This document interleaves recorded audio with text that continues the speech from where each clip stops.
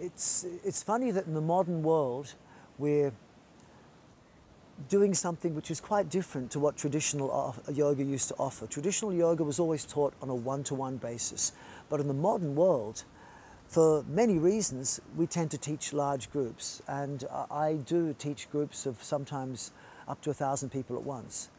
But I have a passion for teaching one-on-one still, and somehow I like to think that there's a way of connecting with 1,000 people with as close as possible to that same resonance that you might get one-on-one. Obviously it's not the same, but the sort of things that make it possible to reach large groups and have that similarity to the one-on-one connection, which you might have had traditionally in the guru-shishya, teacher-student relationship of long yoga tradition, is to establish what Desikachar said is the most important thing, that is the meaning of yoga, he said to me, which was the communication between teacher and student.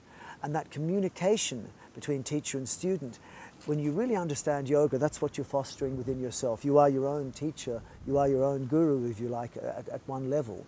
And when you understand that in yourself, you can start to foster it with other people.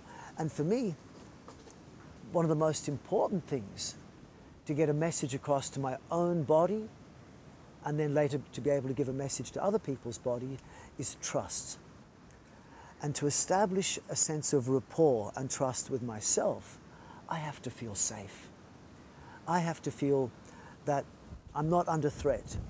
There's no agenda, no one's trying to sneak something off me, that I'm not potentially going to risk damaging any part of my physical body, physiological body, mental body.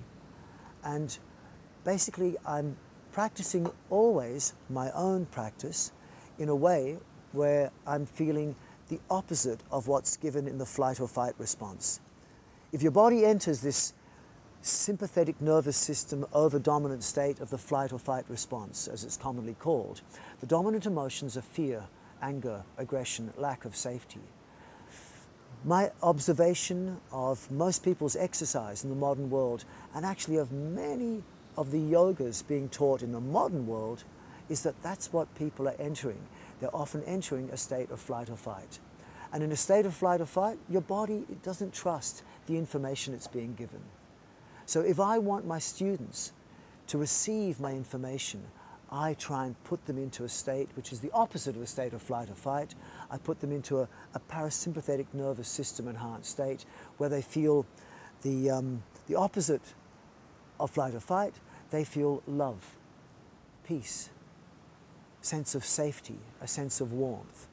And it doesn't matter how many words you give someone, like open your heart or feel love within you, which you hear many teachers in the modern world spouting to their students. These are beautiful words, but if their body is saying flight or fight, the words on the outside don't make much difference. So I've been fortunate to have been given lots of fantastic information from my Western science teachers and my Indian yoga teachers that allows me to help people enter a state where physically and physiologically their bodies say, I love, I trust, I can accept the information.